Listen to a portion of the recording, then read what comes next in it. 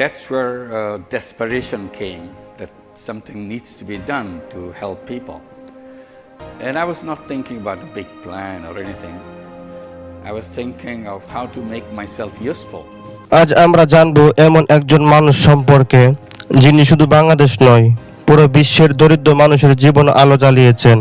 তিনি হলেন ডাক্তার মোহাম্মদ ইউনূস, ক্ষুদ্র ঋণের জনক, গ্রামীণ ব্যাংকের প্রতিষ্ঠাতা এবং নোবেল শান্তি পুরস্কার বিজয়ী। শৈশব ও শিক্ষা জীবন। ডাক্তার মোহাম্মদ ইউনূস জন্মগ্রহণ করেন 1940 সালের 28শে জুন চট্টগ্রামের হাটহাজারীর বিতুয়া গ্রামে।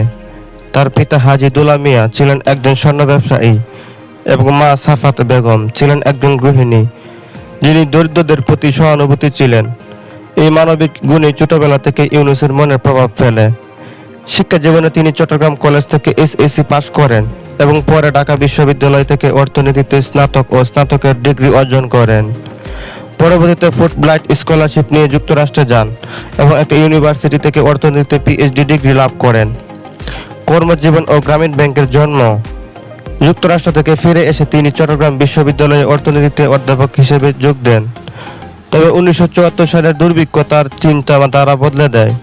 তিনি উপলব্ধি করেন দরিদ্র মানুষদের পাশে দাঁড়ানোর জন্য একাডেমিক তত্ত্ব নয়, চাই বাস্তব উদ্যোগ। তাই তিনি নেমে পড়েন মাঠে, গরিবদের জীবন ঘোরাতে চেষ্টা করেন নিজ হাতে।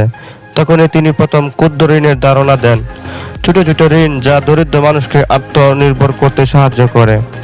সেই ভাবনা থেকে জন্ম নেয় গ্রামীণ ব্যাংক 1983 সালে।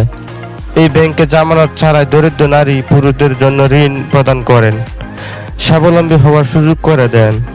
বিশ্বজুড়ে স্বীকৃতি ও নোবেল পুরস্কার। নোবেল পুরস্কারের ঘোষণা ও ভিডিও ইউনূসের ভাষণ ক্লিপ।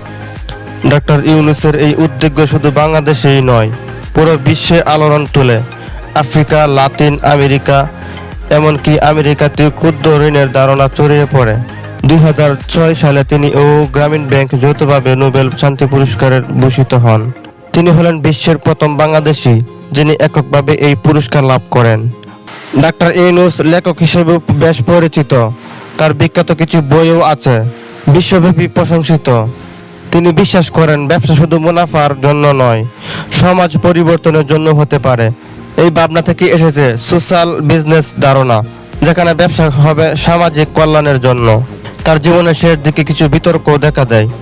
2011 সালে গ্রামীণ ব্যাংকের ব্যবস্থাপনা পরিচালকের পদ থেকে তাকে অবসরে যেতে বলা হয়, তবে তার অবদান নিয়ে কোনো প্রশ্ন ওঠেনি। ডাক্তার মোহাম্মদ ইউনূস আজও অনুপ্রেরণা হয়ে আছেন কোটি মানুষের জীবনে। তিনি গ্রামীণ করেছেন, তিনি প্রমাণ করেছেন সঠিক চিন্তা ও মানবিক উদ্যোগ মানুষকে দারিদ্র্যের শৃঙ্খলা ভাঙতে সাহায্য করতে পারে। তার জীবন কাহিনী আমাদের শেখায়, পরিবর্তন যদি কেউ আনে তা হতে হবে আমাদের ভেতর থেকেই। এই ছিল ডাক্তার মোহাম্মদ ইউনূসের অনুপ্রেরণামূলক জীবন কাহিনী।